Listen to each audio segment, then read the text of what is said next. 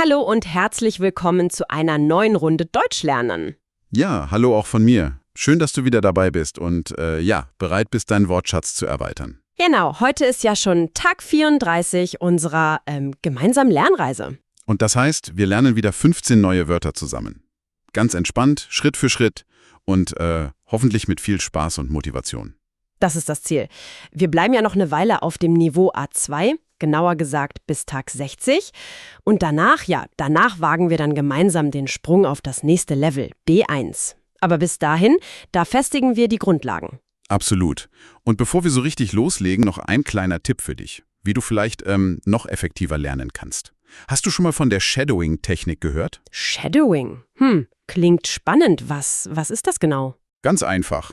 Du hörst uns zu und sprichst die Sätze oder die Wörter laut nach. Also quasi wie ein Schatten, der uns folgt. Ah, verstehen wir. Also nicht nur hören, sondern aktiv mitsprechen. Ja. Genau.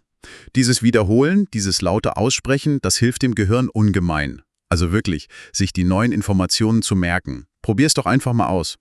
Wiederholung ist wirklich der Schlüssel beim Sprachenlernen. Echt wichtig. Super Tipp. Okay. Dann lass uns zum heutigen Thema kommen. Es dreht sich ja alles um den Grundwortschatz im Bereich Universität und Ausbildung. Ja, ein sehr relevantes Thema, besonders wenn du vielleicht vorhast, in Deutschland zu studieren oder eine Ausbildung zu machen oder halt einfach nur drüber sprechen möchtest. Die Wörter heute sind speziell für das Niveau A2 ausgesucht. Wir helfen dir dabei, 15 wichtige Wörter nicht nur zu verstehen, sondern auch gleich in einfachen Sätzen anzuwenden. Und wie immer haben wir am Ende, also wenn wir alle Wörter gut und klar besprochen haben, eine kleine Überraschung für dich vorbereitet. Eine kurze Alltagsgeschichte. Genau, und in dieser Geschichte verwenden wir dann alle 15 neuen Wörter, damit du sie so richtig im Zusammenhang siehst und hörst. Das hilft oft enorm beim Verstehen, finde ich. Deshalb, bleib unbedingt bis zum Schluss dabei. Es lohnt sich, um wirklich alles mitzunehmen und das Gelernte zu festigen. Alles klar, genug der Vorrede, würde ich sagen, oder? Fangen wir an mit dem ersten Wort. Sehr gerne. Das erste Wort ist ein Ort, den viele nach der Schule besuchen. Die Universität. Ah, die Universität. Auf Englisch wäre das University? Genau. Ein typischer Satz wäre zum Beispiel: Viele junge Leute gehen nach der Schule an die Universität, um zu studieren. Ja, das stimmt. Die Universität ist ein ganz zentraler Ort für höhere Bildung und Ausbildung in Deutschland. Man sagt ja auch oft kurz Uni. Richtig. Uni ist die umgangssprachliche Abkürzung. Und wer lernt und forscht denn so an der Universität? Na, das sind die Studenten. Womit wir schon beim zweiten Wort wären. Der Student. Oder natürlich die Studentin, klar, für die weibliche Form. Genau. Das Wort ist der Student und der Plural die Studenten. Auf Englisch Student. Ein einfacher Satz dazu: Der Student bereitet sich auf seine nächste Prüfung vor. Oder auch: An dieser Universität gibt es viele internationale Studenten aus der ganzen Welt. Das macht das Campusleben, sehr bunt. Das stimmt.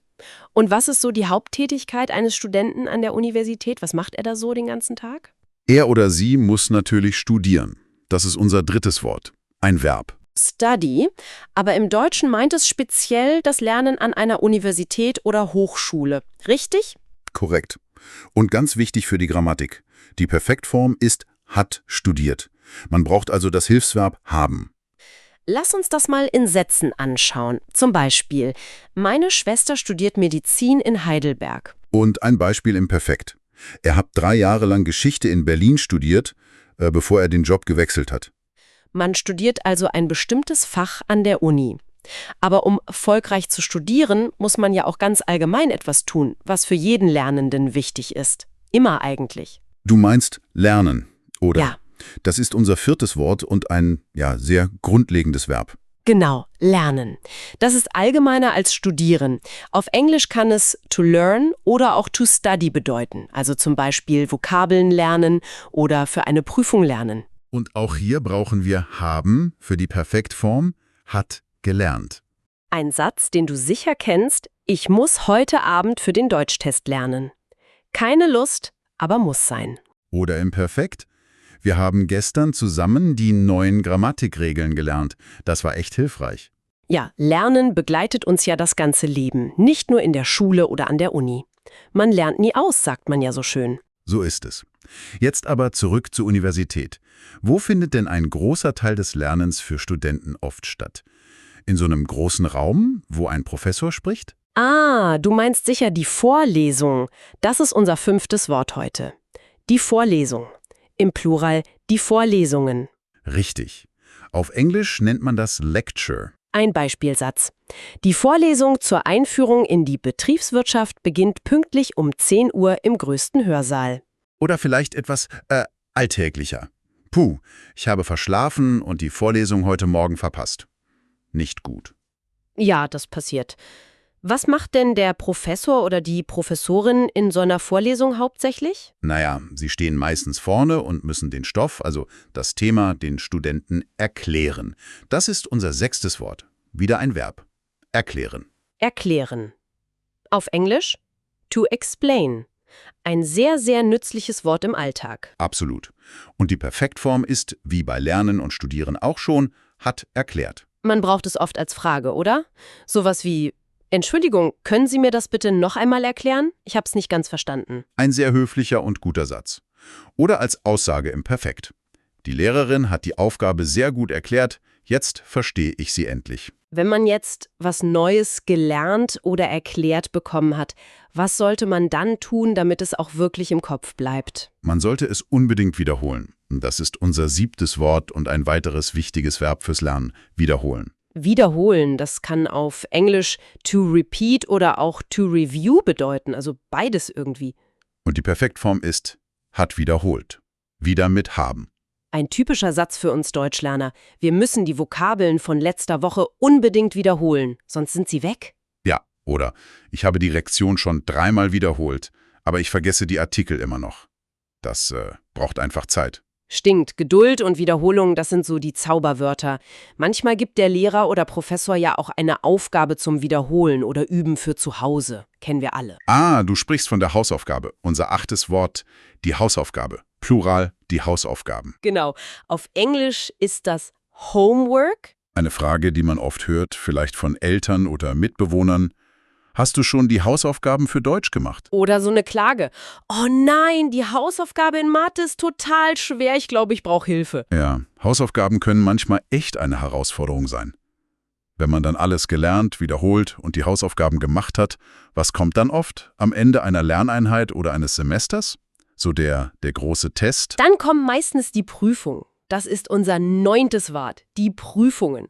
Plural, die Prüfungen. Die Prüfung. Auf Englisch sagt man Exam or Test.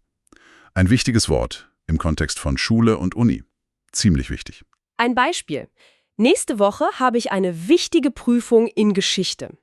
Ich bin schon etwas nervös. Das kann ich verstehen. Und wenn die Prüfung dann vorbei ist, hofft man natürlich auf ein gutes Ergebnis. Zum Beispiel: Sie hat die Prüfung mit einer sehr guten Note bestanden. Bestehen heißt hier passed, also geschafft. Genau. Und was macht der Lehrer oder der Prüfer in der Prüfungssituation?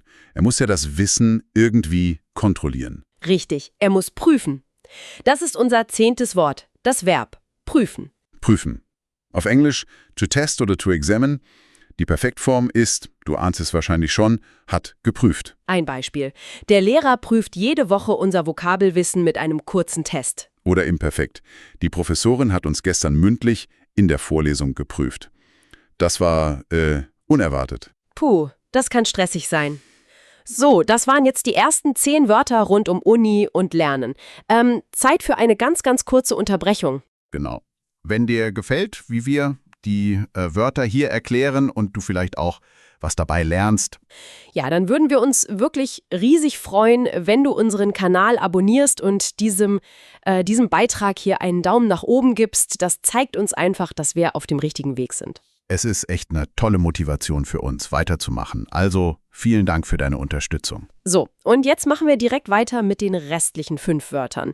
Dabei geht es jetzt mehr um persönliche Eigenschaften, die beim Lernen und Studieren sehr helfen können. Ja, das passt gut.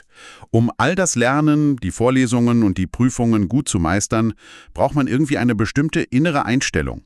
Man muss motiviert sein. Das ist unser 11. Wort. Ein Adjektiv. Motiviert. Auf Englisch? Motivated. Ein ganz, ganz wichtiges Wort, finde ich. Absolut. Zum Beispiel: Die Studenten in diesem Deutschkurs sind wirklich sehr motiviert. Sie machen immer ihre Hausaufgaben. Toll. Oder auch mal das Gegenteil im Alltag, kenne ich gut. Ich bin heute absolut nicht motiviert, zum Sport zu gehen. Das Sofa ruft irgendwie lauter. Oh ja, das kenne ich auch. Aber wenn man motiviert ist, Neues zu lernen, dann ist man oft auch, wie sagt man will Dinge wissen. Man ist interessiert an Neuem. Ah, du meinst neugierig. Ein schönes Adjektiv.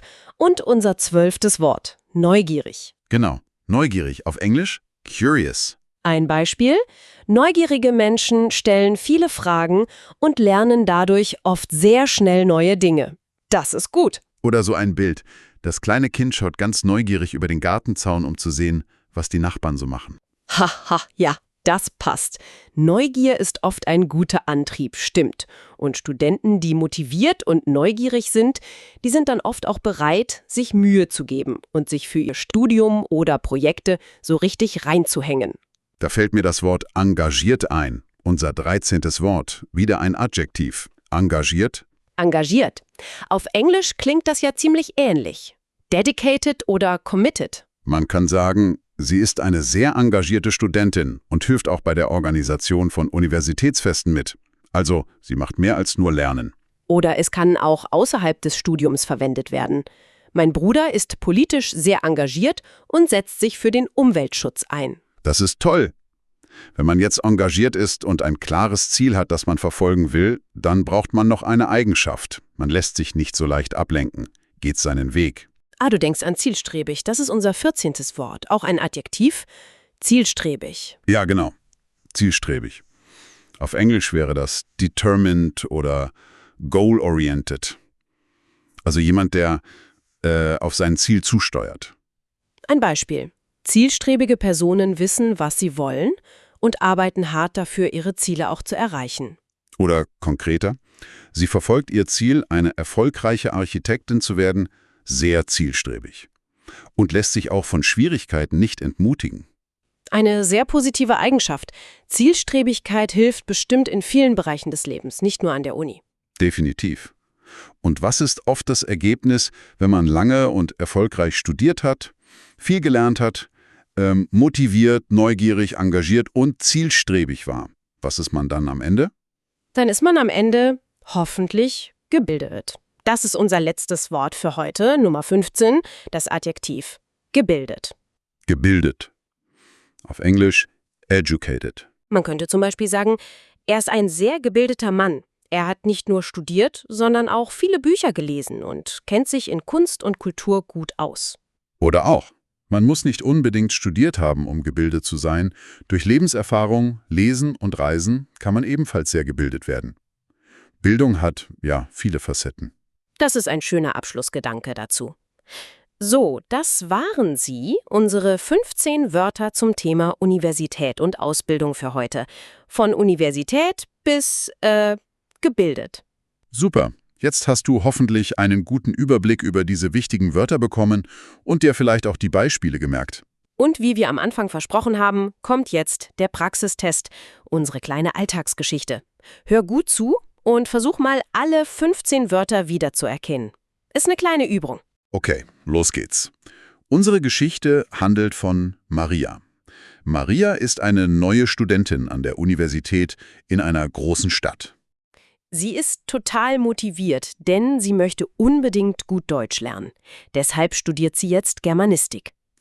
Sie ist aber nicht nur fleißig, sondern auch sehr neugierig. Sie möchte alles über die deutsche Kultur und das Leben hier erfahren. So richtig eintauchen. Am Montagmorgen hat sie ihre erste Vorlesung. Der Professor wird die Grundlagen der deutschen Literaturgeschichte erklären. Maria ist schon ein bisschen aufgeregt. Aber sie ist auch sehr engagiert und hat sich fest vorgenommen, immer gut mitzuarbeiten und alle Aufgaben zu erledigen. Direkt nach der ersten Vorlesung gibt es eine Hausaufgabe. Sie soll einen kurzen Text über ein Gedicht schreiben. Puh, das ist gleich mal eine Herausforderung.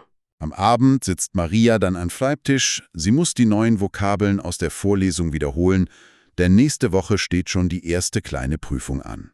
Der Professor hat nämlich angekündigt, dass er regelmäßig prüfen wird, ob die Studenten den Stoff auch wirklich verstanden haben. Maria arbeitet sehr zielstrebig. Sie liest viel, sie spricht so oft wie möglich Deutsch. Ihr Traum ist es, eine richtig gute und gebildete Germanistin zu werden. Und vielleicht später mal als Übersetzerin zu arbeiten.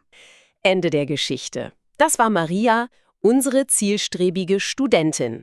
Hast du alle Wörter gefunden und verstanden? Wir hoffen, diese kleine Geschichte hat dir geholfen, die Wörter noch besser im Kontext zu sehen und, ja, wie sie so zusammenspielen. Jetzt ist aber dein Einsatz gefragt. Die beste Übung ist ja immer, die Wörter selbst zu verwenden. Genau. Schreib uns doch bitte ein paar eigene Sätze mit den neuen Wörtern unten in die Kommentare, also unter diesem Beitrag. Wir sind wirklich gespannt auf deine Beispiele. Trau dich ruhig, auch wenn du dir nicht 100%ig sicher bist. Übung macht den Meister, wie man so schön sagt. Und wir schauen uns eure Sätze auch gerne an. Und noch eine kleine Bitte zum Schluss. Wenn dir diese Art zu lernen gefällt, dann abonniere bitte unseren Kanal, falls du es noch nicht getan hast.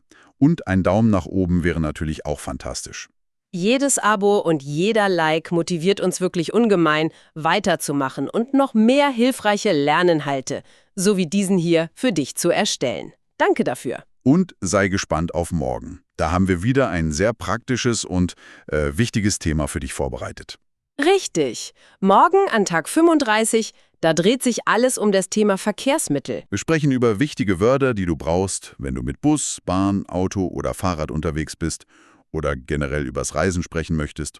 Das ist super nützlich für den Alltag. Wirklich. Also bleib unbedingt dabei und schalte auch morgen wieder ein. Es lohnt sich bestimmt. Das war's dann aber für heute von uns. Wir wünschen dir einen schönen Tag und viel Erfolg beim Weiterlernen. Bis morgen dann. Tschüss, mach's gut und viel Spaß beim Wiederholen der heutigen Wörter. Ciao!